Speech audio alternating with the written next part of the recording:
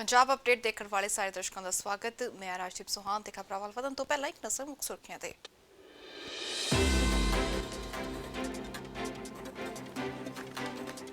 खेती कानूनों खिलाफ बरकरार किसानों का गुस्सा। अज यूपी के मुजफ्फरनगर च बुलाई गई महापंचायत। हज़ारां की गिनती में जुटे किसान हरियाणा पंजाब तो पहुंचे किसानों के जत्थे। तिन्ने खेती कानून वापस लैण लई सरकार नूं दित्ती चेतावनी।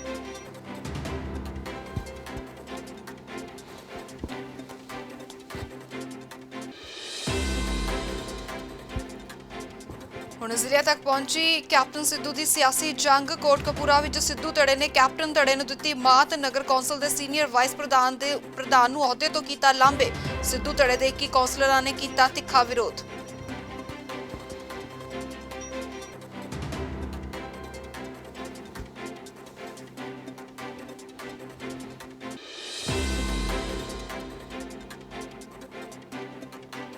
ਕਪੂਰਥਲਾ ਦੇ ਵਿੱਚ ਆਪਸ ਚ ਭਿੜੇ ਨਿਹੰਗ ਸਿੰਘਾਂ ਦੇ ਦੋ ਗੁੱਟ। ਮਕਾਨ ਦੇ ਕਬਜ਼ੇ ਨੂੰ ਲੈ ਕੇ ਹੋਈ ਤਕਰਾਰ। ਨਿਹੰਗ ਸਿੰਘ ਦੀ ਕੀਤੀ ਗਈ ਕੁੱਟਮਾਰ।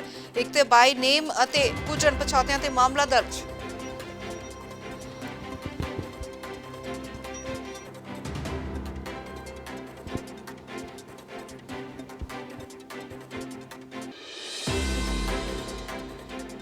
जलियांवाले बाग के नवीनीकरण तो नाखुश शहीदों के परिवार। सभ्याचारक मंत्रालय नूं लिखी चिट्ठी। पहलां वाली दिख बहाल करन दी कीती अपील।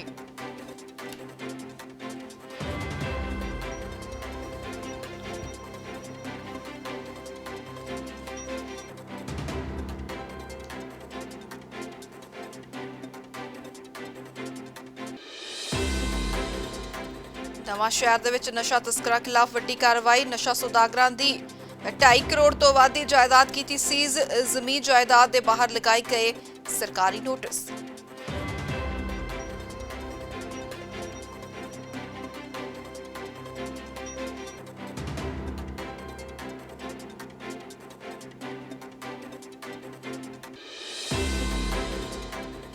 ਹੁਣ ਲੁਧਿਆਣਾ ਵਿੱਚ ਵੀ ਲੱਗੇਗੀ रूस तो आई corona vaccine Sputnik V। Fortis हस्पताल ਵਿੱਚ स्पूतनिक टीका होगा उपलब्ध। टीके की कीमत प्रति डोज होगी 1145 रुपए।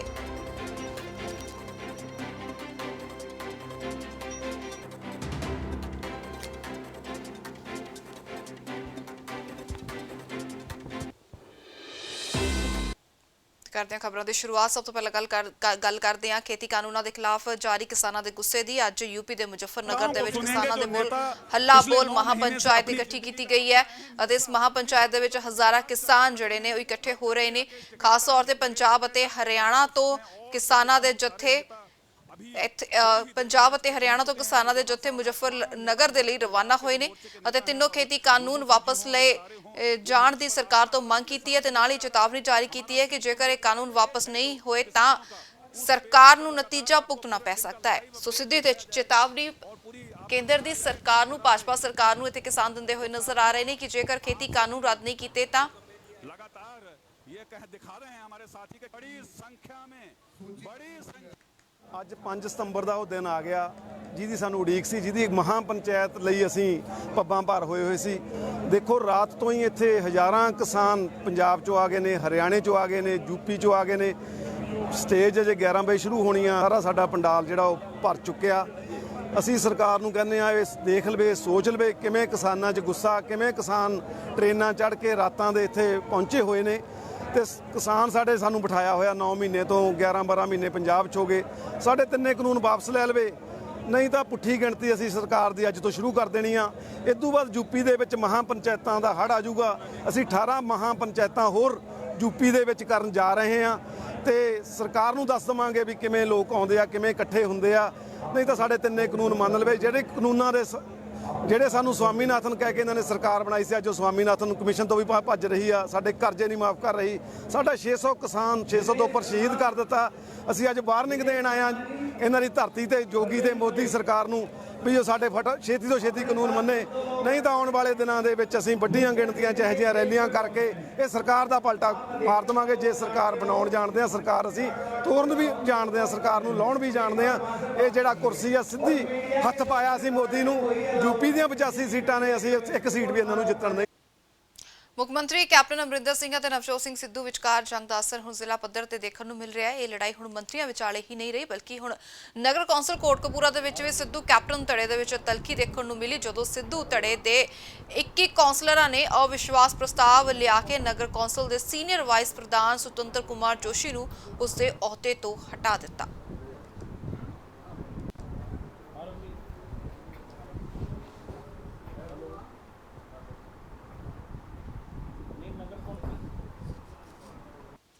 उधर पंजाब दे विच काटो कलेश खत्म होने का नाम नहीं ले रहा। पंजाब के दो सीनियर मंत्री तृप्त रजिंदर सिंह बाजवा ते सुखजिंदर सिंह रंधावा ने हुण मुख मंत्री कैप्टन अमरिंदर सिंह तो मंग की है कि इतिहासिक और विरासती शहर बटाला नूं सूबे का 24वां जिला बनाया जाए ताकि इस अहम शहर का ढुकवां विकास हो सके। दोहां कैबिनेट मंत्रियों ने भी मंग की है कि इस दे नाल ही इतिहासिक कस्बे फतेहगढ़ चूड़ियां और श्री हरगोबिंदपुर या फिर घुमाण नूं नवे जिले दीआं सब डिवीजनां बनाईआं जाण। इस दे लई दोहां ने एक पत्र लिख के मुख मंत्री तो मिलन का समा भी मंगिया है। ਅਸੀਂ ਬਟਾਲਾ ਜ਼ਿਲ੍ਹਾ ਬਣਾਉਣ ਲਈ ਮੰਗ ਕੀਤੀ ਹੈ। ਬਟਾਲਾ ਇੱਕ ਇਤਿਹਾਸਿਕ ਸ਼ਹਿਰ ਹੈ, ਜਿਸ ਤਰ੍ਹਾਂ ਮਲੇਰਕੋਟਲਾ ਤੁਸੀਂ ਜ਼ਿਲ੍ਹਾ ਬਣਾਇਆ ਉਸ ਤਰ੍ਹਾਂ ਬਟਾਲੇ ਨੂੰ ਇੱਕ ਜ਼ਿਲ੍ਹਾ ਬਣਾਇਆ। ਬਾਜਵਾ ਸਾਹਿਬ 2022 ਦਾ ਕੀ ਮਕਸਦ ਹੈ? ਹਾਂਜੀ 2022 ਲਈ ਕੀ ਕਰ ਰਹੇ ਹੋ? 2022 ਲਈ ਜੋ ਕਰਦੇ ਪਏ ਆ ਪਿੰਡਾਂ 'ਚ ਤੁਰੇ ਫਿਰਦੇ ਆ, ਵੋਟਾਂ ਮੰਗਦੇ ਆ, ਵੋਟਾਂ ਬਣਾਉਂਦੇ ਪਏ ਆ, ਡਿਵੈਲਪਮੈਂਟ ਕਰਾਉਂਦੇ ਪਏ ਆ। ਸਿਰ ਕਾਂਗਰਸ ਦੇ ਵਿੱਚ ਦੋ ਧੜੇ ਕਿਉਂ ਨਹੀਂ ਆਪਸ ਵਿੱਚ ਮਿਲ ਜਾਂਦੇ? ਚਲੋ ਜੀ ਇਹ ਪਾਰਟੀਆਂ 'ਚ ਆਪੋ ਨਹੀਂ ਇਹੋ ਜਿਹਾ ਕੋਈ ਚੱਲਦਾ ਰਹਿੰਦਾ। ਬਾਕੀ ਜਦੋਂ ਇਲੈਕਸ਼ਨ ਹੈ ਇਹੀ ਸਾਰੇ ਇਕੱਠੇ ਆ। ਅਸੀਂ ਬਟਾਲਾ ਜ਼ਿਲ੍ਹਾ ਬਣਾਉਣ ਲਈ ਮੰਗ ਕੀਤੀ ਹੈ। ਤੇ ਉਧਰ ਗੱਲ ਕਰਦੇ ਹਾਂ ਕਪੂਰਥਲਾ ਦੇ ਵਿੱਚ ਆਪਸ ਦੇ ਵਿੱਚ ਦੋ ਨਿਹੰਗ ਸਿੰਘਾਂ ਦੇ ਗੁੱਟ ਆਪਸ ਦੇ ਵਿੱਚ ਭਿੜੇ ਨੇ, ਜਿਨ੍ਹਾਂ ਦੀਆਂ ਤਸਵੀਰਾਂ ਵੀ ਸਾਹਮਣੇ ਆਈਆਂ ਨੇ। ਕਿਸਾਨ ਮਕਾਨ ਤੇ ਕਬਜ਼ੇ ਨੂੰ ਲੈ ਕੇ ਇਹ ਤਕਰਾਰ ਹੋਈ ਹੈ। ਕਪੂਰਥਲਾ ਦੀ ਦਸ਼ਮੇਸ਼ ਕਲੋਨੀ ਦਾ ਮਾਮਲਾ ਹੈ ਅਤੇ ਹੁਣ ਇਸ ਝੜਪ ਤੋਂ ਬਾਅਦ ਇਲਾਕੇ ਦੇ ਵਿੱਚ ਮਾਹੌਲ ਤਣਾਅਪੂਰਨ ਪਾਇਆ ਜਾ ਰਿਹਾ ਹੈ। ਦੱਸਿਆ ਜਾਂਦਾ ਹੈ ਕਿ ਨਿਹੰਗ ਸਿੰਘਾਂ ਦੇ ਵੱਲੋਂ ਤਲਵਾਰਾਂ ਵੀ ਚਲਾਈਆਂ ਗਈਆਂ ਨੇ ਤੇ ਗੋਲੀਆਂ ਵੀ ਇੱਕ ਦੂਜੇ ਤੇ ਚਲਾਈਆਂ ਗਈਆਂ ਨੇ ਅਤੇ ਇੱਕ ਨਿਹੰਗ ਸਿੰਘ ਦੀ ਇੱਥੇ ਕੁੱਟਮਾਰ ਕੀਤੀ ਗਈ ਹੈ। ਹਾਲਾਂਕਿ ਪੁਲਿਸ ਨੇ ਇੱਕ ਨਿਹੰਗ ਸਿੰਘ ਨੂੰ ਆਪਣੇ ਹਿਰਾਸਤ ਦੇ ਵਿੱਚ ਲਿਆ ਹੈ, ਮਾਮਲਾ ਦਰਜ ਕੀਤਾ ਹੈ ਤੇ ਇੱਕ ਤੇ ਮਾਮਲਾ ਦਰਜ ਕੀਤਾ ਹੈ, ਬਾਈ ਨੇਮ ਮਾਮਲਾ ਦਰਜ ਕੀਤਾ ਹੈ ਤੇ ਕੁਝ ਅਣਪਛਾਤਿਆਂ ਤੇ ਵੀ ਮਾਮਲਾ ਦਰਜ ਕੀਤਾ ਗਿਆ ਹੈ।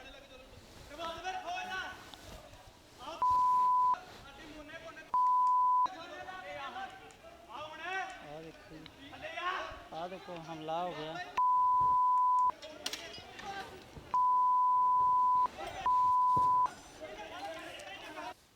उधर नवां शहर विच नशे दे सौदागरां ते नकेल कसण लई पुलिस प्रशासन दे वल्लों 2.5 करोड़ रुपए तो ज्यादा दी जायदाद जो कि नशीले पदार्थ वेच के बनाई गई सी उसनूं हुण अटैच करवाया गया है। घर जमीन ते जायदाद दे घर दे बाहर सरकारी नोटिस लगाए गए ने। पुलिस के मुताबिक इस साल ਕੰਪੀਟੈਂਟ ਅਥਾਰਟੀ ਨੂੰ ਜ਼ਿਲ੍ਹੇ ਦੇ 15 ਕੇਸ ਤਿਆਰ ਕਰਕੇ ਭੇਜੇ ਗਏ ਨੇ, ਜਿਨ੍ਹਾਂ ਦੇ ਵਿੱਚ 14 ਕੇਸਾਂ ਦਾ ਨਿਪਟਾਰਾ ਹੋ ਚੁੱਕਾ ਹੈ ਤੇ ਇੱਕ ਦਾ ਮਾਮਲਾ ਅਥਾਰਟੀ ਦੇ ਕੋਲ ਵਿਚਾਰ ਅਧੀਨ ਹੈ। ਇਸ ਤੋਂ ਇਲਾਵਾ ਉਹਨਾਂ ਕਿਹਾ ਕਿ ਨੋਟਿਸ ਦੇ ਨਾਲ 45 ਦਿਨ ਦੇ ਅੰਦਰ ਵਿਅਕਤੀ ਨੂੰ ਆਪਣਾ ਪੱਖ ਰੱਖਣ ਦਾ ਸਮਾਂ ਦਿੱਤਾ ਗਿਆ ਹੈ। ਜੇਕਰ ਜਾਇਦਾਦ ਨੂੰ ਸਾਬਿਤ ਕਰਨ ਵਿੱਚ ਉਹ ਕਾਮਯਾਬ ਹੁੰਦੇ ਨੇ ਤਾਂ ਹੀ ਪ੍ਰਾਪਰਟੀ ਦਾ ਬਚਾਅ ਹੋ ਸਕੇਗਾ, ਨਹੀਂ ਤਾਂ ਉਕਤ ਪ੍ਰਾਪਰਟੀ ਸਰਕਾਰੀ ਖਾਤੇ ਦੇ ਵਿੱਚ ਚਲੀ ਜਾਵੇਗੀ। ਹਰ ਗਰੁੱਪ ਫੋਟੋ ਕਰਾ ਲਓ ਇੱਥੇ। ਹਾਰਡਕੋਰ ਜਿਹੜਾ ਹੈਗਾ NDPS ਦਾ ਸਮਗਲਰ ਹੈ, ਉਹਦੇ ਤੇ ਪਹਿਲਾਂ ਵੀ ਕਈ ਮੁਕੱਦਮੇ ਨੇ। ਸੋ ਅਸੀਂ ਇਹਦਾ ਜਿਹੜਾ ਹੈਗਾ ਵਾ SAFEM ਜਿਹੜਾ ਹੈਗਾ ਵਾ ਐਕਟ 1976 ਦਾ, ਇਹਦੇ 'ਚ ਅਸੀਂ ਇਹਦਾ ਕੇਸ ਬਣਾ ਕੇ ਜਿਹੜਾ ਹੈ ਕੰਪੀਟੈਂਟ ਅਥਾਰਟੀ ਨੂੰ ਭੇਜਿਆ ਸੀ ਨਿਊ ਦਿੱਲੀ, ਔਰ ਉਹਨੂੰ ਫਿਰ ਅਸੀਂ ਪਰਸਿਊ ਕੀਤਾ ਰਿਗਰੈਸਲੀ ਤੇ ਉਹਦੇ 'ਚ ਅਸੀਂ ਜਿਹੜਾ ਹੈਗਾ ਇਹੋ ਜਿਹੀ ਐਵੀਡੈਂਸ ਪ੍ਰੋਡਿਊਸ ਕਰ ਸਕੇ ਹਾਂ ਉਸ ਅਥਾਰਟੀ ਦੇ ਅੱਗੇ। ਤੇ ਉਹਨਾਂ ਨੇ ਸਾਡੇ ਜਿੱਦਾਂ ਵੀ ਸਾਡਾ ਕੇਸ ਸੀਗਾ ਉਹਦੇ ਨਾਲ ਸਹਿਮਤ ਹੁੰਦੇ ਹੋਏ ਇਹਦੀ 2,51,43,000 ਸਮਥਿੰਗ ਦੀ ਜਿਹੜੀ ਹੈਗੀ ਉਹ ਪ੍ਰਾਪਰਟੀ ਉਹ ਇਹਨਾਂ ਨੇ ਫਰੀਜ਼ ਕੀਤੀ ਹੈ। ਔਰ ਉਹਦੇ ਵਿੱਚ ਇਹਦਾ ਘਰ ਹੈਗਾ, ਇਹਦੇ 3 ਬੈਂਕ ਅਕਾਊਂਟ ਹੈਗੇ ਨੇ, ਇੱਕ 'ਚ 3 ਲੱਖ, ਇੱਕ ਦੇ 6 ਲੱਖ ਰੁਪਈਆ। ਇਹਦੇ ਬਰੀਜ਼ਾ ਗੱਡੀਆਂ ਨੇ ਇਹਦੇ ਵਿੱਚ ਮੂਵੇਬਲ ਜਿਹੜੀਆਂ ਹੈਗੀਆਂ ਵਾ 6-7 ਦੇ ਕਰੀਬ ਇਹਦੀਆਂ ਗੱਡੀਆਂ, ਇੱਕ ਮੋਟਰਸਾਈਕਲ। ਔਰ ਇਹ ਕਾਫੀ ਵੱਡਾ ਜਿਹੜਾ ਹੈਗਾ ਵਾ ਇੱਥੋਂ ਦਾ ਮੇਨ ਸਮਗਲਰ ਸੀਗਾ, ਇਹਦੇ 'ਤੇ ਚੰਗਾ ਝਟਕਾ। ਹੋਰ ਵੀ ਅਸੀਂ ਇਹਨੂੰ ਬੜਾ ਸਰਵੇਲੈਂਸ 'ਤੇ ਇਹਨੂੰ ਲਿਆ ਹੋਇਆ, ਔਰ ਇਹਦੀ ਐਕਟੀਵਿਟੀਜ਼ ਜਿਹੜੀਆਂ ਹੋਰ ਵੀ ਸਮਗਲਰਾਂ ਦੀਆਂ ਹੈਗੀਆਂ ਜਿਹੜੇ ਕਿ ਇੱਥੇ ਚਿੱਟੇ ਦਾ ਵਪਾਰ ਕਰਦੇ ਆ, ਉਹਨਾਂ ਨੂੰ ਅਸੀਂ ਮਤਲਬ ਪੂਰੇ ਕੈੜੇ ਹੱਥੀਂ ਉਹਨਾਂ ਨੂੰ ਪੂਰਾ ਮਤਲਬ ਸਟਰੋਂਗਲੀ ਉਹਨਾਂ ਦੇ ਅਗੇਂਸਟ ਅਸੀਂ ਐਕਸ਼ਨ। ਬੀਤੇ ਦਿਨ ਜਲਿਆਂਵਾਲੇ ਬਾਗ ਨਵੀਨੀਕਰਨ ਤੋਂ ਬਾਅਦ ਸੈਲਾਨੀਆਂ ਦੇ ਲਈ ਖੋਲ੍ਹ ਦਿੱਤਾ ਗਿਆ, ਪਰ ਸ਼ਹੀਦਾਂ ਦੇ ਪਰਿਵਾਰ ਨੇ ਇਸ ਨਵੀਨੀਕਰਨ ਨੂੰ ਲੈ ਕੇ ਇਤਰਾਜ਼ ਜਤਾਇਆ ਤੇ ਮਿਨਿਸਟਰੀ ਆਫ ਕਲਚਰ ਸਕੱਤਰ ਨੂੰ ਇੱਕ ਚਿੱਠੀ ਵੀ ਲਿਖੀ ਗਈ ਹੈ। ਸ਼ਹੀਦਾਂ ਦੇ ਪਰਿਵਾਰ ਦਾ ਕਹਿਣਾ ਹੈ ਕਿ ਇਸ ਨਵੀਨੀਕਰਨ ਦੇ ਨਾਲ ਉਹਨਾਂ ਦੇ ਮਨ ਨੂੰ ਠੇਸ ਪਹੁੰਚੀ ਹੈ। ਉਹਨਾਂ ਭਾਰਤ ਸਰਕਾਰ ਨੂੰ ਅਪੀਲ ਕੀਤੀ ਹੈ ਕਿ ਜਲਿਆਂਵਾਲੇ ਬਾਗ ਦੇ ਵਿੱਚ ਇੱਕ ਦੀਵਾਰ ਹੋਵੇ ਜਿਸ ਤੇ ਸ਼ਹੀਦਾਂ ਦੀਆਂ ਤਸਵੀਰਾਂ ਲੱਗੀਆਂ ਹੋਣ ਅਤੇ ਅਮਰ ਜੋਤੀ ਪਹਿਲਾਂ ਦੀ ਤਰ੍ਹਾਂ ਹੀ ਜਿੱਥੇ ਸਥਿਤ ਹੈ ਉੱਥੇ ਹੀ ਉਸ ਨੂੰ ਕੀਤਾ ਜਾਵੇ ਅਤੇ ਡਿਸਕੋ ਲਾਈਟਾਂ ਦੇ ਲਈ ਵੱਖਰਾ ਆਡੀਟੋਰੀਅਮ ਬਣਾਇਆ ਜਾਵੇ। ਦੂਜੇ ਪਾਸੇ ਸ਼ਹੀਦੀ ਖੂਹ ਨੂੰ ਪਹਿਲਾਂ ਵਾਲੀ ਹੀ ਦਿੱਖ ਜਿਹੜੀ ਹੈ ਦਿੱਤੀ ਜਾਣੀ ਚਾਹੀਦੀ ਹੈ। ਜਿਵੇਂ ਕਿ ਉੱਥੇ ਜਿਹੜਾ ਗਲੀ ਦੇ ਵਿੱਚ ਜਿਹੜੀ ਵਿਰਾਸਤੀ ਗਲੀ ਆ ਉਸ ਦੇ ਵਿੱਚ ਜਿਹੜੇ ਮਿਊਰਲ ਬਣਾ ਦਿੱਤੇ ਗਏ ਨੇ ਉਸ ਮਿਊਰਲ ਨੂੰ ਹਟਾ ਦਿੱਤੇ ਜਾਣ। ਦੂਸਰਾ ਜਿਹੜੀ ਅਮਰ ਜੋਤੀ ਆ, ਅਮਰ ਜੋਤੀ ਜਿਹਦਾ ਪਹਿਲੇ ਸਥਾਨ ਸੀ ਜਿੱਥੇ ਉੱਥੇ ਲਗਾ ਦਿੱਤੀ ਜਾਵੇ ਤਾਂ ਜੋ ਜਿਹੜੇ ਆਉਣ ਵਾਲੇ ਸ਼ਰਧਾਲੂ ਆ ਉੱਥੇ ਆ ਕੇ ਆਪਣੀ ਸ਼ਰਧਾ ਸੁਮਨ ਉੱਥੇ ਭੇਂਟ ਕਰ ਸਕਣ। ਤੀਸਰਾ ਜਿਹੜਾ ਉੱਥੇ ਜਨਰਲ ਡਾਇਰ ਬੂਚਰ ਡਾਇਰ ਨੇ ਜਿੱਥੇ ਗੋਲੀਆਂ ਚਲਾਈਆਂ ਸਨ ਜਿਸ ਜਗ੍ਹਾ ਤੋਂ ਉਹਦਾ ਜਿਹੜਾ ਪਿੱਲਰ ਆ ਉਹ ਦੁਬਾਰਾ ਪਿੱਲਰ ਦਾ ਨਿਰਮਾਣ ਹੋਵੇ, ਉਹ ਪਿੱਲਰ ਦੁਬਾਰਾ ਬਣੇ ਤਾਂ ਜੋ ਲੋਕਾਂ ਨੂੰ ਸ਼ਰਧਾਲੂਆਂ ਨੂੰ ਪਤਾ ਲੱਗੇ ਕਿ ਉਹ ਜਨਰਲ ਡਾਇਰ ਬੂਚਰ ਡਾਇਰ ਨੇ ਕਿਸ ਤਰ੍ਹਾਂ ਕਤਲੇਆਮ ਉਸ ਨਿਹੱਥੇ ਲੋਕਾਂ ਤੇ ਸਾਡੇ ਸ਼ਹੀਦਾਂ ਤੇ ਕੀਤਾ ਸੀ। ਇਸ ਤੋਂ ਇਲਾਵਾ ਅਸੀਂ ਖੂਹ ਦੇ ਉੱਤੇ ਜਿਹੜਾ ਨਿਰਮਾਣ ਹੈ ਉੱਪਰਲੀ ਬਿਲਡਿੰਗ ਬਣਾਈ ਗਈ ਹੈ। ਅਸੀਂ ਕਿਹਾ ਵੀ ਜਿਹੜਾ ਪੁਰਾਣਾ ਖੂਹ ਹੈ ਉਸੇ ਤਰ੍ਹਾਂ ਹੀ ਬਣਾਇਆ ਜਾਵੇ। ਅਤੇ ਅੱਜ ਦੇਸ਼ ਦੇ ਪਹਿਲੇ ਰਾਸ਼ਟਰਪਤੀ ਡਾਕਟਰ ਸਰਵਪੱਲੀ ਰਾਧਾਕ੍ਰਿਸ਼ਨਨ ਜੀ ਦਾ ਜਨਮ ਦਿਹਾੜਾ ਹੈ। 5 ਸਤੰਬਰ 1888 ਨੂੰ ਪੈਦਾ ਹੋਏ ਡਾਕਟਰ ਸਰਵਪੱਲੀ ਰਾਧਾਕ੍ਰਿਸ਼ਨਨ ਦੇ ਜਨਮ ਦਿਹਾੜੇ ਤੇ ਅਧਿਆਪਕ ਦਿਹਾੜਾ ਮਨਾਇਆ ਜਾਂਦਾ ਹੈ। ਅਧਿਆਪਕ ਦਿਵਸ ਦੇ ਮੌਕੇ ਤੇ ਸਕੂਲਾਂ ਦੇ ਵਿੱਚ ਖਾਸ ਤੌਰ ਤੇ ਸਮਾਗਮ ਕਰਵਾਏ ਜਾਂਦੇ ਨੇ ਤੇ ਅਧਿਆਪਕਾਂ ਦਾ ਮਾਨ ਸਨਮਾਨ ਕੀਤਾ ਜਾਂਦਾ ਹੈ। ਪਰ ਮੌਜੂਦਾ ਸਮੇਂ ਵਿੱਚ ਅਧਿਆਪਕਾਂ ਦੇ ਮਾਨ ਸਨਮਾਨ ਵਿੱਚ ਕਮੀ ਆਈ ਹੈ। ਅਧਿਆਪਕ ਵਰਗ ਆਪਣੀਆਂ ਮੰਗਾਂ ਨੂੰ ਲੈ ਕੇ ਲਗਾਤਾਰ ਸੜਕਾਂ ਤੇ ਆ ਰਿਹਾ ਹੈ ਅਤੇ ਉਸ ਨੂੰ ਪੁਲਿਸ ਦੇ ਤਸ਼ੱਦਦ ਦਾ ਸ਼ਿਕਾਰ ਹੋਣਾ ਪੈ ਰਿਹਾ ਹੈ।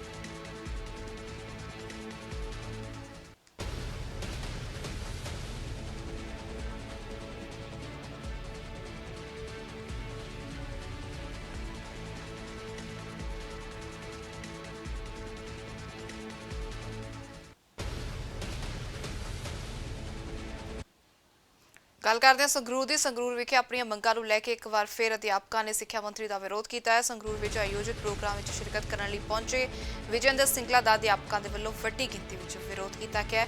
ਇਸ ਮੌਕੇ ਤੇ ਪੁਲਿਸ ਫੋਰਸ ਵੀ ਤਾਇਨਾਤ ਕੀਤੀ ਗਈ ਅਤੇ ਇਸ ਦੌਰਾਨ ਪੁਲਿਸ ਧੂ ਕੇ ਕਿਸਾਨਾਂ ਨੂੰ ਖਿੱਚ ਕੇ ਲੈ ਕੇ ਜਾਂਦੀ ਨਜ਼ਰ ਆਈ ਅਤੇ ਜ਼ਬਰਦਸਤੀ ਉਹਨਾਂ ਨੂੰ ਹਿਰਾਸਤ ਦੇ ਵਿੱਚ ਰੱਖਿਆ ਗਿਆ।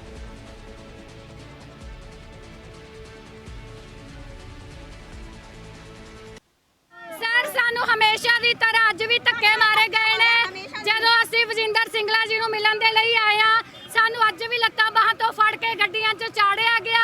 ਇੱਕ ਪਾਸੇ ਮੰਤਰੀ ਜੀ ਸਨਮਾਨ ਚਿੰਨ੍ਹਾਂ ਦਾ ਡਰਾਮਾ ਕਰ ਰਹੇ ਨੇ, ਅੰਦਰ ਲੰਚ ਦੇ ਰਹੇ ਨੇ। ਸਾਨੂੰ ਲੰਚਾਂ ਦੀ ਲੋੜ ਨਹੀਂ, ਸਾਨੂੰ ਸਨਮਾਨ ਚਿੰਨ੍ਹਾਂ ਦੀ ਲੋੜ ਨਹੀਂ। ਸਾਡੀ ਇਹੀ ਬੇਨਤੀ ਹੈ ਵਿਜੇਂਦਰ ਸਿੰਗਲਾ ਜੀ ਸਿੱਖਿਆ ਮੰਤਰੀ ਸਾਡੇ ਨਾਲ ਟੇਬਲ ਟਾਕ ਕਰਨ, ਸਾਡੇ ਨਾਲ ਮੁਲਾਕਾਤ ਕਰਨ। ਪਰ ਅਸਲ ਦੇ ਵਿੱਚ ਸਨਮਾਨ ਚਿੰਨ੍ਹ ਇਹ ਨੇ ਜਿਹੜੇ ਇਹਨਾਂ ਵੱਲੋਂ ਸਾਨੂੰ ਦਿੱਤੇ ਜਾ ਰਹੇ ਨੇ। ਸਾਡੀਆਂ ਚੁੰਨੀਆਂ ਲਾਈਆਂ ਜਾਂਦੀਆਂ ਨੇ, ਧੱਕਾ ਮੁੱਕੀ ਕਰੀ ਜਾ ਰਹੀ ਹੈ। ਆਪਾਂ ਸਭ ਨੂੰ ਪਤਾ ਕਿ 5 ਸਤੰਬਰ ਟੀਚਰਸ ਡੇ ਹੁੰਦਾ ਹੈ ਔਰ ਟੀਚਰਸ ਡੇ ਦੇ ਉੱਪਰ ਸਾਡੇ ਸਾਰੇ ਅਧਿਆਪਕਾਂ ਦੀ ਮਾਣ ਸਨਮਾਨ ਕਰਨਾ ਇੱਕ ਰਵਾਇਤ ਹੁੰਦੀ ਹੈ। ਔਰ ਅੱਜ ਖਾਸ ਤੌਰ ਤੇ ਜੋ ਮਿਲਣੀ ਦਾ ਪ੍ਰੋਗਰਾਮ ਉਰੇ ਰੱਖਿਆ ਗਿਆ ਹੈ, ਸਾਨੂੰ ਸਭ ਨੂੰ ਪਤਾ ਹੈ ਕਿ ਪੰਜਾਬ ਦੇ ਸਾਰੇ ਸਿੱਖਿਆ ਵਿਭਾਗ ਦੇ ਹਰ ਕਰਮਚਾਰੀ ਨੇ, ਹਰ ਅਧਿਆਪਕ ਨੇ, ਹਰ ਨਾਨ ਟੀਚਿੰਗ ਸਟਾਫ ਨੇ, ਸਾਡੇ ਸੈਕਟਰੀ ਸਾਹਿਬ ਨੇ ਜੋ ਮਾਨਯੋਗ ਮੁੱਖ ਮੰਤਰੀ ਪੰਜਾਬ ਕੈਪਟਨ ਅਮਰਿੰਦਰ ਸਿੰਘ ਜੀ ਦਾ ਸੁਪਨਾ ਸੀ ਉਸ ਨੂੰ ਸਾਕਾਰ ਕਰਨ ਵਾਸਤੇ 4 ਸਾਲ ਦਿਨ ਰਾਤ ਮਿਹਨਤ ਕੀਤੀ, ਜਿਸ ਕਰਕੇ ਅੱਜ ਪੰਜਾਬ ਪੂਰੇ ਹਿੰਦੁਸਤਾਨ ਦੇ ਵਿੱਚ ਭਾਰਤ ਸਰਕਾਰ ਦੇ 70 ਪੈਮਾਨਿਆਂ ਤੋਂ ਬਾਅਦ ਪਹਿਲੇ ਨੰਬਰ ਦੇ ਉੱਪਰ ਜੱਜ ਹੋ ਕੇ ਪਰਫਾਰਮੈਂਸ ਗ੍ਰੇਡਿੰਗ ਇੰਡੈਕਸ ਦੇ ਵਿੱਚ ਫਸਟ ਨੰਬਰ ਤੇ ਆਇਆ। ਉਸ ਕਰਕੇ ਅਸੀਂ ਅੱਜ ਕੁਝ ਸਿੱਖਿਆ ਵਿਭਾਗ ਦੇ ਅਧਿਆਪਕਾਂ ਦੇ ਨਾਲ ਉਰੇ ਅੱਜ ਇਹ ਪ੍ਰੋਗਰਾਮ ਰੱਖਿਆ ਸੀ ਤਾਂ ਕਿ ਅਸੀਂ ਆਪਣੀ ਖੁਸ਼ੀ ਦੀ ਸਾਂਝ ਕਰ ਸਕੀਏ ਤੇ ਆਪਣੇ ਟੀਚਰਸ ਦਾ ਮਾਣ ਤੇ ਸਨਮਾਨ ਕਰ ਸਕੀਏ, ਕਿਉਂਕਿ ਇਹ ਲੋਕਾਂ ਨੇ 4 ਸਾਲ ਲਗਾਤਾਰ ਮਿਹਨਤ ਕੀਤੀ ਹੈ ਜਿਹਦੇ ਕਰਕੇ ਅੱਜ ਸਿੱਖਿਆ ਵਿਭਾਗ ਵਿੱਚ ਤਬਦੀਲੀ ਆ। ਤੇ ਰੁਕ ਕਰਦੇ ਹਾਂ ਸੁਨਾਮ ਦਾ, ਜਿੱਥੇ ਕਿ ਦੱਸਿਆ ਜਾਂਦਾ ਹੈ ਕਿ ਇੱਕ ਪ੍ਰੇਮਿਕਾ ਨੇ ਆਪਣੇ ਪ੍ਰੇਮੀ ਦਾ ਕਤਲ ਕਰ ਦਿੱਤਾ ਹੈ। ਪ੍ਰੇਮਿਕਾ ਨੇ ਆਪਣੇ ਪਰਿਵਾਰ ਦੇ ਨਾਲ ਮਿਲ ਕੇ ਇਸ ਵਾਰਦਾਤ ਨੂੰ ਅੰਜਾਮ ਦਿੱਤਾ ਹੈ ਅਤੇ ਪ੍ਰੇਮੀ ਨੂੰ ਜ਼ਹਿਰ ਦੇ ਕੇ ਉਸ ਨੂੰ ਮੌਤ ਦੇ ਘਾਟ ਉਤਾਰਿਆ ਹੈ। ਇਸ ਮਾਮਲੇ ਵਿੱਚ ਪ੍ਰੇਮਿਕਾ ਸਣੇ ਪਰਿਵਾਰ ਦੇ 5 ਲੋਕਾਂ ਤੇ ਮਾਮਲਾ ਦਰਜ ਕੀਤਾ ਹੈ ਤੇ ਮੁਲਜ਼ਮਾਂ ਨੂੰ ਗ੍ਰਿਫਤਾਰ ਕੀਤਾ ਗਿਆ ਹੈ। ਲੜਕੀ ਨੇ ਪ੍ਰੇਮੀ ਤੇ ਤੰਗ ਪਰੇਸ਼ਾਨ ਕਰਨ ਦੇ ਇਲਜ਼ਾਮ ਲਗਾਏ ਨੇ। ਤਾਂ ਦੱਸਦੀਏ ਕਿ ਸੁਨਾਮ ਦਾ ਇਹ ਮਾਮਲਾ ਹੈ ਜਿੱਥੇ ਕਿ ਦੱਸਿਆ ਜਾਂਦਾ ਹੈ ਕਿ ਇੱਕ ਪ੍ਰੇਮਿਕਾ ਦੇ ਵੱਲੋਂ ਆਪਣੇ ਪ੍ਰੇਮੀ ਨੂੰ ਜ਼ਹਿਰ ਦੇ ਕੇ ਮੌਤ ਦੇ ਘਾਟ ਉਤਾਰਿਆ ਗਿਆ ਹੈ। ਉਸ ਲੜਕੀ ਦਾ ਕਹਿਣਾ ਹੈ ਕਿ ਉਸ ਦਾ ਪ੍ਰੇਮੀ ਉਸ ਨੂੰ ਤੰਗ ਪਰੇਸ਼ਾਨ ਕਰਦਾ ਆ ਰਿਹਾ ਸੀ, ਜਿਸ ਤੋਂ ਬਾਅਦ ਉਸਨੇ ਅਜਿਹਾ ਕਦਮ ਚੁੱਕਿਆ ਹੈ। ਆਪਣੇ ਪਰਿਵਾਰ ਦੇ ਨਾਲ ਮਿਲ ਕੇ ਇਸ ਲੜਕੇ ਨੂੰ ਜ਼ਹਿਰ ਦਿੱਤੀ ਹੈ। ਦੋਨੋਂ ਪ੍ਰੇਮੀ ਪ੍ਰੇਮਿਕਾ ਦੱਸੇ ਜਾਂਦੇ ਨੇ ਅਤੇ ਪੁਲਿਸ ਨੇ ਹੁਣ ਇਹਨਾਂ ਸਾਰਿਆਂ ਨੂੰ ਗ੍ਰਿਫਤਾਰ ਕਰਕੇ ਮਾਮਲਾ ਦਰਜ ਕਰ ਲਿਆ ਹੈ। ਇੱਕ ਦੋ ਕੁੜੀਆਂ ਤੇ ਇੱਕ ਉਹਦੀ ਮਾਂ ਸੀ, ਕਿੰਨੇ ਮਾਂ ਪਿੱਟੇ ਆਈ ਲੱਤਾਂ ਮਾਰ ਕੇ। ਮੈਂ ਬਾਹਰੋਂ ਆਈ, ਮੈਂ ਪਤਾ ਨਹੀਂ ਕੀ ਹੋ ਰਿਹਾ ਕਿ ਮੈਂ ਮੇਰੀ ਭੈਣ ਦੇ ਬੱਚੀ ਸੀ। ਆ ਕੇ ਮੈਂ ਕਿਹਾ ਕੀ ਹੋ ਗਿਆ, ਕਹਿੰਦੀ ਤੇਰਾ ਮੁੰਡਾ ਕਿੱਥੇ, ਤੇਰਾ ਮੁੰਡਾ ਕਿੱਥੇ। ਮੈਂ ਜੀ ਮੁੰਡਾ ਤਾਂ ਮੈਨੂੰ ਪਤਾ ਨਹੀਂ, ਸਵੇਰ ਦਾ ਚਾਹ ਪੀ ਕੇ ਗਿਆ ਹੋਇਆ ਜੀ, ਮੈਨੂੰ ਪਤਾ ਨਹੀਂ। ਕਹਿੰਦੀ ਤੇਰੇ ਮੁੰਡੇ ਨੂੰ ਅਸੀਂ ਮਾਰਾਂਗੇ, ਹੁਣ ਦੱਸ ਤੇਰਾ ਮੁੰਡਾ ਕਿੱਥੇ। ਮਾਂ ਜੀ ਮੈਨੂੰ ਤਾਂ ਪਤਾ ਹੀ ਨਹੀਂ, ਮੈਂ ਸਵੇਰ ਦਾ ਮੇਰੇ ਘਰੋਂ ਚਾਹ ਪੀ ਕੇ ਗਿਆ ਸੀ, ਬਸ ਇਹ ਹੱਥ ਤੇ ਕਹਿੰਦੇ ਤੇਰਾ ਮੁੰਡਾ ਅੱਜ ਬਚਦਾ ਨਹੀਂ, ਅਸੀਂ ਮਾਰਾਂਗੇ, ਇਹ ਕਹਿ ਕੇ ਗਈਆਂ ਨੇ ਜੀ। ਉਹਦੇ 'ਤੇ ਅਸੀਂ FIR ਲੌਜ ਕਰਤੀ ਸੀ 302 ਦੀ, ਤੇ ਉਹਦੇ 'ਚ 3 ਬੰਦੇ ਨੇ ਜਿਹੜੇ ਅਰੈਸਟ ਹੋ ਚੁੱਕੇ ਨੇ ਤੇ ਕਾਰਵਾਈ ਜਿਹੜੀ ਕਾਨੂੰਨ ਸਾਰਾ ਇਹਦੇ ਚੱਲ ਰਹੀ ਹੈ। ਸਰ ਕਿਹੜੇ ਮਤਲਬ ਅਰੈਸਟ ਕੀਤੇ ਗਏ ਨੇ? ਇਹਦੇ 'ਚ ਇੱਕ ਲੜਕੀ ਆ ਤੇ ਲੜਕੀ ਦੀ ਮਾਤਾ ਸੁਨੀਤਾ ਤੇ ਇੱਕ ਉਹਨਾਂ ਦਾ ਰਿਲੇਟਿਵ ਹੈ ਵਿਕਰਮ ਵਿੱਕੀ। ਇੱਕ ਦੋ ਕੁੜੀਆਂ ਤੇ ਇੱਕ ਉਹਦੀ ਮਾਂ। ਅਤੇ ਹੁਣ ਲੁਧਿਆਣਾ ਦੇ ਵਿੱਚ ਵੀ ਰੂਸ ਦੀ ਬਣੀ ਸਪੂਤਨਿਕ V ਵੈਕਸੀਨੇਸ਼ਨ ਉਪਲਬਧ ਹੋਵੇਗੀ। ਲੁਧਿਆਣਾ ਦੇ ਫੋਰਟਿਸ ਹਸਪਤਾਲ ਦੇ ਵਿੱਚ ਵੈਕਸੀਨੇਸ਼ਨ ਦੀ ਸ਼ੁਰੂਆਤ ਹੋਈ ਹੈ। ਇੱਥੇ ਵੈਕਸੀਨੇਸ਼ਨ ਜਿਹੜੀ ਹੈ ਉਹ ਰੂਸ ਤੋਂ ਬਣ ਕੇ ਆਈ ਸਪੂਤਨਿਕ V ਇੱਥੇ ਮਰੀਜ਼ਾਂ ਨੂੰ ਲਗਾਈ ਜਾਵੇਗੀ। ਵੈਕਸੀਨੇਸ਼ਨ ਦੀ ਕੀਮਤ ਪ੍ਰਤੀ ਡੋਜ਼ 1145 ਰੁਪਏ ਨਿਸ਼ਚਿਤ ਕੀਤੀ ਗਈ ਹੈ। ਸਪੂਤਨਿਕ ਵੈਕਸੀਨ ਲਗਵਾਉਣ ਵਾਲਾ ਫੋਰਟਿਸ ਹਸਪਤਾਲ ਪਹਿਲਾ ਹਸਪਤਾਲ ਹੈ ਅਤੇ ਪਹਿਲੀ ਡੋਜ਼ ਦੇ 28 ਦਿਨਾਂ ਬਾਅਦ ਹੀ ਦੂਸਰੀ ਡੋਜ਼ ਜਿਹੜੀ ਹੈ ਉਹ ਮਰੀਜ਼ ਨੂੰ ਲਗਾਈ ਜਾਵੇਗੀ। ਤੁਹਾਨੂੰ ਦੱਸ ਦਈਏ ਕਿ ਵੈਕਸੀਨੇਸ਼ਨ ਜਿਹੜੀ ਹੈ ਇੱਥੇ ਸਪੂਤਨਿਕ V ਹੁਣ ਲਗਾਈ ਦੀ ਸ਼ੁਰੂਆਤ ਕੀਤੀ ਗਈ ਹੈ। ਪੰਜਾਬ ਦੇ ਵਿੱਚ ਫੋਰਟਿਸ ਹਸਪਤਾਲ ਪਹਿਲਾ ਹਸਪਤਾਲ ਹੈ ਜਿੱਥੇ ਸਪੂਤਨਿਕ V ਜਿਹੜੀ ਹੈ ਇਹ ਡੋਜ਼ ਪਹੁੰਚੀ ਹੈ ਤੇ ਇੱਥੇ ਲੋਕਾਂ ਨੂੰ ਸਪੂਤਨਿਕ V ਡੋਜ਼ ਜਿਹੜੀ ਹੈ ਇਹ ਦਿੱਤੀ ਜਾਵੇਗੀ। 1145 ਰੁਪਏ ਪ੍ਰਤੀ ਡੋਜ਼ ਜਿਹੜੀ ਹੈ ਉਹ ਨਿਸ਼ਚਿਤ ਕੀਤੀ ਗਈ ਹੈ। ਕੋਈ ਵੀ 1145 ਰੁਪਏ ਅਦਾ ਕਰਕੇ ਇਸ ਡੋਜ਼ ਨੂੰ ਲੈ ਸਕਦਾ ਹੈ। ਫੋਰਟਿਸ ਹਸਪਤਾਲ ਲੁਧਿਆਣਾ ਦੇ ਵਿੱਚ ਸਪੂਤਨਿਕ V ਜਿਹੜੀ ਹੈ ਉਹ ਹੁਣ ਲਗਾਈ ਜਾਵੇਗੀ। ये बिल्कुल सही बात है आपकी कि पंजाब लुधियाना में ये इंजेक्शन हमने पहली बार इंट्रोड्यूस किया है फोर्टिस हॉस्पिटल लुधियाना में। स्पुतनिक V इंजेक्शन जो है ये आज से लगना शुरू हुआ है और ये बहुत मेरी को खुशी होती है बताने में कि जी की काफ़ी अच्छा रिस्पांस मिला है हमारे को लोगों का। आज हमने जैसे अभी मॉर्निंग में स्टार्ट किया है और इसके स्लॉट ओपन किए हैं और ऑलरेडी 40 लोग जो हैं आज सुबह से ये इंजेक्शन लगवा चुके हैं हमारे पास और बहुत सारी इंक्वायरीज़ जो हैं आई हुई हैं हमारे पास। थोड़ा वीकेंड होने की वजह से थोड़ा सा कम है बट हमें उम्मीद है कि ज़्यादा से ज़्यादा लोग जो हैं इस फैसिलिटी का फ़ायदा उठाएंगे।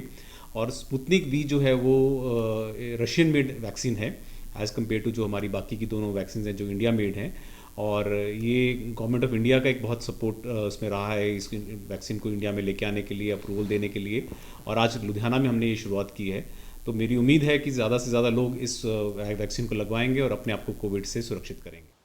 उधर दूजे पासे खरड़ तो एक अजिही वीडियो वायरल हो रही है जिस दे विच एक मां अपनी बच्ची नूं धुੱਪ ਦੇ ਵਿੱਚ ਲੱਤਾਂ ਤੋਂ ਫੜ ਕੇ ਬਨੇਰੇ ਤੋਂ ਉਲਟਾ ਲਟਕਾ ਕੇ ਬੱਚੀ ਦੇ ਤਸ਼ੱਦਦ ਢਾ ਰਹੀ ਹੈ ਅਤੇ ਇਹ ਸਾਰੀ ਜੋ ਵਾਰਦਾਤ ਹੈ ਇੱਕ ਮੋਬਾਈਲ ਕੈਮਰੇ ਦੇ ਵਿੱਚ ਕੈਦ ਕੀਤੀ ਗਈ ਹੈ। ਵੀਡੀਓ ਨੂੰ ਦੇਖਦੇ ਹੀ ਪੁਲਿਸ ਨੇ ਪਿੰਡ ਦੇ ਸਰਪੰਚ ਦੇ ਬਿਆਨਾਂ ਦੇ ਆਧਾਰ ਤੇ ਮੁਲਜ਼ਮ ਮਹਿਲਾ ਨੂੰ ਗ੍ਰਿਫਤਾਰ ਕਰ ਲਿਆ ਅਤੇ ਉਸ ਨੂੰ ਅਦਾਲਤ ਦੇ ਵਿੱਚ ਪੇਸ਼ ਕੀਤਾ ਹੈ ਜਿੱਥੇ ਅਦਾਲਤ ਨੇ ਮੁਲਜ਼ਮ ਮਹਿਲਾ ਨੂੰ ਜੁਡੀਸ਼ੀਅਲ ਰਿਮਾਂਡ ਤੇ ਭੇਜ ਦਿੱਤਾ ਹੈ। ਤਾਂ ਦੱਸ ਦਈਏ ਕਿ ਇਹ ਖਰੜ ਦੇ ਇਲਾਕੇ ਪਿੰਡ ਗੜਾਂਗਾ ਦਾ ਮਾਮਲਾ ਹੈ ਜਿੱਥੇ ਕਿ ਆਮ ਪਿੰਡ ਵਾਸੀਆਂ ਦਾ ਦੱਸਿਆ ਜਾਣਾ ਹੈ ਕਿ ਮਹਿਲਾ ਅਕਸਰ ਹੀ ਆਪਣੇ ਬੱਚਿਆਂ ਨੂੰ ਇਸ ਤਰੀਕੇ ਨਾਲ ਕੁੱਟਦੀ ਮਾਰਦੀ ਹੈ, ਉਹਨਾਂ ਤੇ ਤਸ਼ੱਦਦ ਢਾਉਂਦੀ ਹੈ ਅਤੇ ਕਈ ਵਾਰ ਇਸ ਨੂੰ ਰੋਕਣ ਦੀ ਕੋਸ਼ਿਸ਼ ਵੀ ਕੀਤੀ ਗਈ ਹੈ। ਪਰ ਇਹ ਤਸਵੀਰਾਂ ਕਾਫੀ ਦਿਲ ਨੂੰ ਦਿਖਾਉਣ ਵਾਲੀਆਂ ਨੇ ਕਿ ਕਿਸ ਤਰ੍ਹਾਂ ਇੱਕ ਮਾਂ ਆਪਣੀ ਛੋਟੀ ਜਿਹੀ ਬੱਚੀ ਨੂੰ ਇਸ ਤਰੀਕੇ ਦੇ ਨਾਲ ਤਸ਼ੱਦਦ ਢਾਉਂਦੀ ਹੋਈ ਨਜ਼ਰ ਆ ਰਹੀ ਹੈ ਤੇ ਮੋਬਾਈਲ ਕੈਮਰੇ ਦੇ ਵਿੱਚ ਇਹ ਸਾਰੀ ਹਰਕਤ ਜਿਹੜੀ ਹੈ ਉਸ ਦੀ ਰਿਕਾਰਡ ਹੋ ਗਈ। ਸੋਸ਼ਲ ਮੀਡੀਆ ਤੇ ਕਾਫੀ ਇਹ ਵੀਡੀਓ ਵਾਇਰਲ ਹੋਈ ਹੈ ਜਿਸ ਤੋਂ ਬਾਅਦ ਪੁਲਿਸ ਨੇ ਇਸ ਮਾਮਲੇ ਦੇ ਵਿੱਚ ਮੁਲਜ਼ਮ ਮਹਿਲਾ ਤੇ ਮਾਮਲਾ ਦਰਜ ਕਰਕੇ ਉਸ ਨੂੰ ਗ੍ਰਿਫਤਾਰ ਕਰਕੇ ਅਦਾਲਤ ਦੇ ਵਿੱਚ ਪੇਸ਼ ਕੀਤਾ ਹੈ ਜਿੱਥੇ ਉਸ ਨੂੰ ਜੁਡੀਸ਼ੀਅਲ ਰਿਮਾਂਡ ਤੇ ਭੇਜਿਆ ਗਿਆ ਹੈ। ਕਿੰਨਾ ਸੋਸ਼ਲ ਮੀਡੀਆ ਤੇ ਇੱਕ ਵੀਡੀਓ ਵਾਇਰਲ ਹੋ ਰਹੀ ਸੀ ਲੇਡੀ ਜਿਹੜੀ ਆਪਣੇ ਛੋਟੀ ਬੱਚੀ ਨੂੰ ਜਿਹਦੀ ਉਮਰ 6 ਸਾਲ ਹੈ ਜੀ ਉਹਨੂੰ ਚਵਾਰੇ ਦੇ ਉੱਪਰ ਲਟਕਾ ਕੇ ਥੱਲੇ ਨੂੰ ਲਟਕਾ ਰਹੀ ਸੀਗੀ ਤੇ ਉਹਦੀ ਉਹ ਵੀਡੀਓ ਬਹੁਤ ਜ਼ਿਆਦਾ ਵਾਇਰਲ ਹੋ ਰਹੀ ਸੀਗੀ। ਉਹਦੇ ਸੰਬੰਧੀ ਆਪਣੇ ਸਰਪੰਚ ਜਿਹੜਾ ਖੇੜੀ ਦੇ ਸਰਪੰਚ ਗੁਰਦਾ ਸਿੰਘ ਦੇ ਬਿਆਨਾਂ ਦੇ ਪੱਤਰ ਦਰਜ ਕਰ ਦਿੱਤਾ ਜੀ ਤੇ ਜਿਹੜੀ ਨੂੰ ਹਰਪ੍ਰੀਤ ਲੇਡੀ ਨੂੰ ਅਸੀਂ ਆਪਦਾ ਗ੍ਰਿਫਤਾਰ ਕਰ ਲਿਆ ਜੀ ਤੇ ਉਹਦਾ ਪੇਸ਼ ਕੀਤੀ ਜੀ ਜੁਡੀਸ਼ੀਅਲ ਕਾਰਵਾਈ ਦੇ ਸਰ। ਤੇ ਲੇਡੀ ਦੇ ਘਰ ਹੋਰ ਕੌਣ ਹੈ ਸਰ ਪਤਾ ਲੱਗਾ? ਲੇਡੀ ਦੇ ਘਰ ਦੀ ਸਹੁਰਾ ਦੀ ਹੈਗਾ ਜੀ, ਸੱਸ ਵੀ ਹੈਗੀ, ਉਹ ਥੱਲੇ ਰਹਿੰਦੇ ਆ, ਉੱਪਰ ਰਹਿੰਦੀ ਹੈ ਜੀ। ਇਹਦੇ ਘਰ ਵਾਲਾ ਵੀ ਪਹਿਲੀ ਕਿਸੇ ਕੇਸ 'ਚ ਫਰਾਰ ਹੈ ਜੀ। ਕਹਿੰਦੇ ਨੇ ਰੱਬ ਤੋਂ ਬਾਅਦ ਜੇ ਕੋਈ ਮਦਦਗਾਰ ਹੁੰਦਾ ਹੈ ਤਾਂ ਡਾਕਟਰ ਹੁੰਦਾ ਹੈ ਜੋ ਮਨੁੱਖੀ ਜ਼ਿੰਦਗੀ ਬਚਾਉਣ ਵਿੱਚ ਆਪਣੀ ਪੂਰੀ ਵਾਹ ਲਗਾ ਦਿੰਦਾ ਹੈ। ਪਰ ਫਰੀਦਕੋਟ ਵਿਖੇ ਬੱਚਿਆਂ ਨੇ ਆਪਣੀ ਮਾਂ ਦੇ ਆਪਰੇਸ਼ਨ ਦੌਰਾਨ ਇਲਾਜ ਦੇ ਵਿੱਚ ਕੁਤਾਹੀ ਵਰਤਣ ਵਾਲੇ ਡਾਕਟਰ ਤੇ ਗੰਭੀਰ ਇਲਜ਼ਾਮ ਲਗਾਏ ਨੇ। ਆਓ ਦੇਖਦੇ ਹਾਂ ਕੀ ਹੈ ਪੂਰਾ ਮਾਮਲਾ। ਸਿਵਲ ਹਸਪਤਾਲ ਦੀ ਕਾਰਗੁਜ਼ਾਰੀ ਤੇ ਉੱਠੇ ਸਵਾਲ। ਆਪਰੇਸ਼ਨ ਤੋਂ ਬਾਅਦ ਪੇਟ 'ਚ ਹੀ ਛੱਡੀ ਪੱਟੀ, ਦਰਦ ਹੋਣ ਤੇ ਹੋਇਆ ਖੁਲਾਸਾ ਤੇ ਉੱਡੇ ਹੋਸ਼।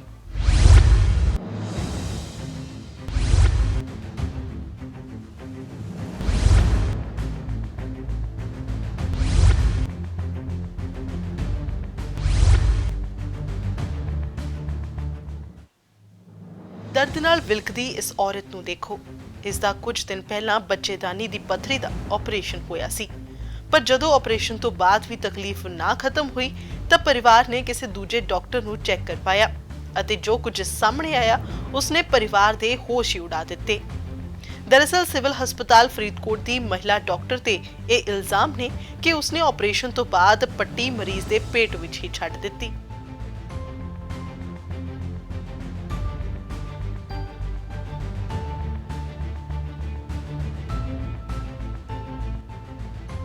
खैर सिविल हस्पताल ਦੀਆਂ ਅਣਗਹਿਲੀਆਂ ਦੇ ਨਾਲ ਜੁੜਿਆ ਹੋਇਆ ਇਹ ਕੋਈ ਪਹਿਲਾ ਮਾਮਲਾ ਨਹੀਂ ਹੈ। ਪਹਿਲਾਂ ਵੀ ਇਸ ਤਰ੍ਹਾਂ ਦੇ ਕਈ ਮਾਮਲੇ ਸਾਹਮਣੇ ਆ ਚੁੱਕੇ ਨੇ। ਹਾਲਾਂਕਿ ਪਰਿਵਾਰ ਦੀ ਮੰਨੀਏ ਤਾਂ ਉਹਨਾਂ ਨੇ ਜਦੋਂ ਡਾਕਟਰ ਦੇ ਨਾਲ ਰਾਬਤਾ ਕਾਇਮ ਕੀਤਾ ਤਾਂ ਡਾਕਟਰ ਨੇ ਕਹਿ ਦਿੱਤਾ ਕਿ ਸੂਈ ਧਾਗਾ ਲਿਆ ਕੇ ਖੁਦ ਹੀ ਟਾਂਕਾ ਲਗਾ ਲਵੋ। ਮੈਡਮ ਤੁਸੀਂ ਪੱਟੀ ਕਿਉਂ ਨਹੀਂ ਕੱਢੀ ਗਈ ਵਿੱਚੋਂ ਪੇਟ ਤੋਂ? ਐਂ ਤਾਂ ਮੇਰੀ ਗੱਲ ਸੁਣ, ਸੁਣਾਓ। ਤੂੰ ਉਹ ਸਲਾਈ ਚਲਾਉਣੀ ਜਾਣਦੀ ਹੈ ਨਾ ਮਸ਼ੀਨ? ਕਿਹੜੀ ਮਸ਼ੀਨ? ਮਸ਼ੀਨ ਨਹੀਂ ਆਪਾਂ ਕੱਪੜੇ ਸਿਉਂਦੇ ਹੁੰਦੇ, ਜਾਣਦੀ ਹੋਏਗੀ। ਹਾਂਜੀ ਜਾਣਦੇ ਆ। ਹਾਂ ਇੱਕ ਸੂਈ ਲੈ ਲਾ, ਗੰਢੂਈ ਲਈ। ਮੇਰੇ ਨਾਲ ਫਾਲਤੂ ਗੱਲਾਂ ਮੇਰੀ ਜਿਹੜੀ ਗੰਢੂਈ ਸੂਈ ਲੈ ਤੇ ਵੱਡਾ ਧਾਗਾ ਪਾ ਤੇ ਸਿਉਲਾ। ਮੇਰੀ ਗੱਲ ਸੁਣ ਕੁੜੀਏ, ਇੱਕ ਤਾਂ ਤੂੰ ਮੈਨੂੰ ਬਾਰ-ਬਾਰ ਫੋਨ ਨਾ ਲਾ। ਕਿਉਂ ਨਾ ਲਾਵਾਂ?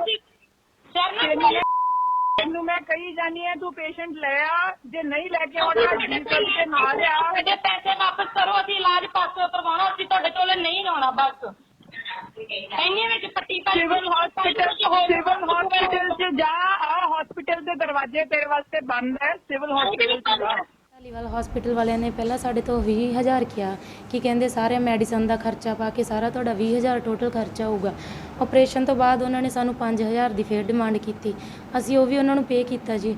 ਤੇ ਕਹਿੰਦੇ ਤੁਹਾਡਾ ਜਦੋਂ ਅਸੀਂ 11ਵੇਂ ਦਿਨ ਟਾਂਕੇ ਖਲਵਾਉਣ ਗਏ ਤਾਂ ਉਹ ਸਾਨੂੰ ਕਹਿੰਦੇ ਕਿ ਤੁਸੀਂ ਮੈਡੀਸਨ ਨਹੀਂ ਲੈ ਕੇ ਗਏ, ਪੂਰਾ ਬਿੱਲ ਨਹੀਂ ਪੇ ਕਰਕੇ ਗਏ ਸਾਨੂੰ, ਇਸੇ ਕਰਕੇ ਵੀ ਇਹ ਪ੍ਰੋਬਲਮ ਆਈ ਹੈ, ਇਨਫੈਕਸ਼ਨ ਹੋਈ ਹੈ, ਤੁਸੀਂ ਮੈਡੀਸਨ ਨਹੀਂ ਲਈ। ਤਾਂ ਉਸ ਤੋਂ ਬਾਅਦ ਮੈਮ ਨੂੰ ਮੈਂ ਫੋਨ ਲਾ ਕੇ ਕੀਤਾ, ਅਸੀਂ ਇੱਥੋਂ ਮੁਦਕੀ ਤੋਂ ਦੁਬਾਰਾ ਟਾਂਕੇ ਲਗਵਾਏ ਆ। ਡਾਕਟਰ ਨੂੰ ਦਿਖਾਇਆ, ਉਹ ਕਹਿੰਦੇ ਇਨਫੈਕਸ਼ਨ ਬਹੁਤ ਆ। ਜਿਸ ਦਿਨ ਪੱਟੀ ਕੀਤੀ ਉਹਨਾਂ ਨੇ ਤਾਂ ਦੇਖਿਆ ਵਿੱਚ ਅੰਦਰ ਬਹੁਤ ਸਾਰੀ ਪੱਟੀ ਸੀਗੀ। ਉਹਨਾਂ ਨੇ ਦੁਬਾਰਾ ਕੱਢ ਕੇ ਦੁਬਾਰਾ ਸਟਿਚਸ ਲਗਾਏ ਆ। ਤੇ ਉਸ ਤੋਂ ਬਾਅਦ ਹੁਣ ਡੇਲੀ ਸਾਡਾ ਉਹ ਕਹਿੰਦੇ ਇਨਫੈਕਸ਼ਨ ਜ਼ਿਆਦਾ ਹੋਣ ਕਰਕੇ ਉਹ ਕਹਿੰਦੇ 10-12 ਦਿਨ ਤੁਹਾਡੇ ਡ੍ਰਿਪ ਲੱਗਣਗੀਆਂ, ਇੰਜੈਕਸ਼ਨ ਲੱਗਣਗੇ ਤੇ ਫਿਰ ਮਤਲਬ ਕਿ ਸਾਡਾ ਉਨਾ ਹੀ ਖਰਚਾ ਫਿਰ ਹੋ ਜਾਣਾਗਾ। ਤੇ ਬਾਕੀ ਮੈਂ ਮੈਮ ਨੂੰ ਕਾਲ ਕੀਤੀ, ਮੈਂ ਕਿਹਾ ਮੈਮ ਵੀ ਤੁਸੀਂ ਇਦਾਂ ਕੀਤਾ। ਉਹ ਕਹਿੰਦੇ 25,000 ਚ ਆਪਰੇਸ਼ਨ ਨਹੀਂ ਹੁੰਦੇ। ਉਸ ਤੋਂ ਬਾਅਦ ਮੈਂ ਉਹਨਾਂ ਨੂੰ ਕਿਹਾ ਵੀ ਤੁਸੀਂ ਪੱਟੀ ਨਹੀਂ ਕੱਢੀ। ਉਹ ਕਹਿੰਦੇ ਕਿ ਤੁਸੀਂ ਐਂ ਕਰੋ, ਸੂਈ ਲੈ ਲਓ ਤੇ ਖੁਦ ਸੀ ਲਓ। ਦੂਜੇ ਪਾਸੇ ਮਾਮਲਾ ਵਧਦਾ ਦੇਖ ਸਿਵਲ ਸਰਜਨ ਦੇ ਵੱਲੋਂ 3 ਮੈਂਬਰੀ ਡਾਕਟਰੀ ਜਾਂਚ ਬੋਰਡ ਦਾ ਗਠਨ ਕਰ ਦਿੱਤਾ ਗਿਆ ਹੈ। यदि कंप्लेंट मेरे को पेशेंट की आज आई है और इंक्वायरी मार्क करती है, मैं बोर्ड बिठाता है 3 डॉक्टरों का, एनेस्थेटिस्ट डॉक्टर है, एक मैडिकल स्पैशलिस्ट, एक सर्जन है। सो देखते हैं इंक्वायरी की रिपोर्ट आती है तो जो भी होएगा एप्रोप्रिएट एक्शन लवांगे।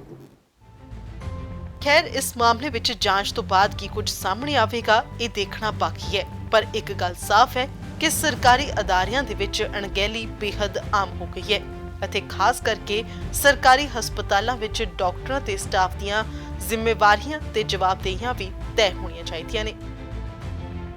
ਫਰੀਦਕੋਟ ਤੋਂ ਰਾਜੀਵ ਸ਼ਰਮਾ ਦੇ ਨਾਲ bureau report fast way news. ਅਤੇ ਜਾਣ ਤੋਂ ਪਹਿਲਾਂ ਇੱਕ ਨਜ਼ਰ ਮੁੱਖ ਸੁਰਖੀਆਂ ਤੇ। खेती कानूनों खिलाफ बरकरार किसानों का गुस्सा। अज यूपी के मुजफ्फरनगर च बुलाई गई महापंचायत। हज़ारां की गिणती में जुटे किसान पंजाब हरियाणा तो पहुंचे जत्थे। तिन्ने खेती कानून वापस लैण की सरकार नूं चेतावनी।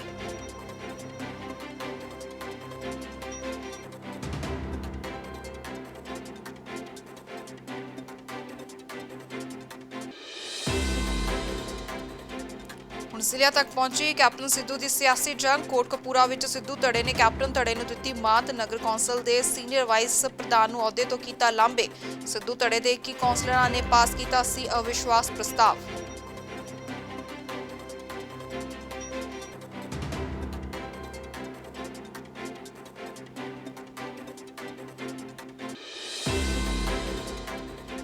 ਕਪੂਰਥਲਾ ਵਿੱਚ ਆਪਸ 'ਚ ਭਿੜੇ ਨਿਹੰਗ ਸਿੰਘਾਂ ਦੇ ਦੋ ਗੁੱਟ। ਮਕਾਨ ਦੇ ਕਬਜ਼ੇ ਨੂੰ ਲੈ ਕੇ ਹੋਈ ਤਕਰਾਰ। ਨਿਹੰਗ ਸਿੰਘ ਦੀ ਕੀਤੀ ਗਈ ਕੁੱਟਮਾਰ। ਇੱਕ ਤੇ ਬਾਈ ਨੇਮ ਅਤੇ ਕੁਝ ਅਣਪਛਾਤਿਆਂ ਤੇ ਮਾਮਲਾ ਦਰਜ।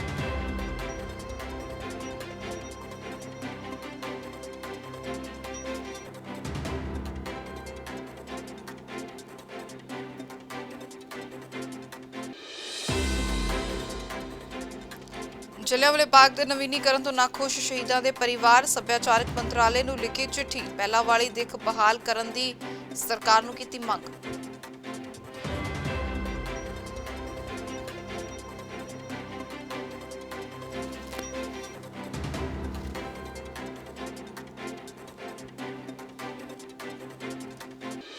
ਨਵਾਂ ਸ਼ਹਿਰ ਦੇ ਵਿੱਚ ਨਸ਼ਾ ਤਸਕਰਾਂ ਖਿਲਾਫ ਵੱਡੀ ਕਾਰਵਾਈ। ਨਸ਼ਾ ਸੌਦਾਗਰਾਂ ਦੀ 2.5 ਕਰੋੜ ਤੋਂ ਵੱਧ ਦੀ ਜਾਇਦਾਦ ਕੀਤੀ ਸੀ। ਜ਼ਮੀਨ ਜਾਇਦਾਦ ਦੇ ਬਾਹਰ ਲਗਾਏ ਸਰਕਾਰੀ ਨੋਟਿਸ। ਹੁਣ ਲੁਧਿਆਣਾ ਵਿੱਚ ਵੀ ਲੱਗੇਗੀ ਰੂਸ ਤੋਂ ਆਈ corona vaccine Sputnik V। Fortis ਹਸਪਤਾਲ ਵਿੱਚ ਸਪੂਤਨਿਕ ਟੀਕਾ ਹੋਵੇਗਾ ਉਪਲਬਧ। ਟੀਕੇ ਦੀ ਕੀਮਤ ਪ੍ਰਤੀ ਡੋਜ਼ ਹੋਵੇਗੀ 1145 ਰੁਪਏ।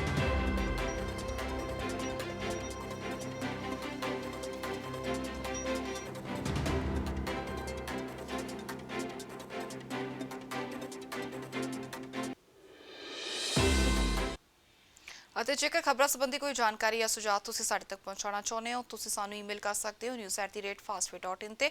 ਤੁਸੀਂ ਸਾਨੂੰ ਆਨਲਾਈਨ ਦੇਖ ਸਕਦੇ ਹੋ www.fastway.in ਤੇ। ਬੁਲਟਨ ਵਿੱਚ ਫਿਲਹਾਲ ਬਸ ਇੰਨਾ ਹੀ। ਮੈਨੂੰ ਦਿਓ ਇਜਾਜ਼ਤ। ਧੰਨਵਾਦ।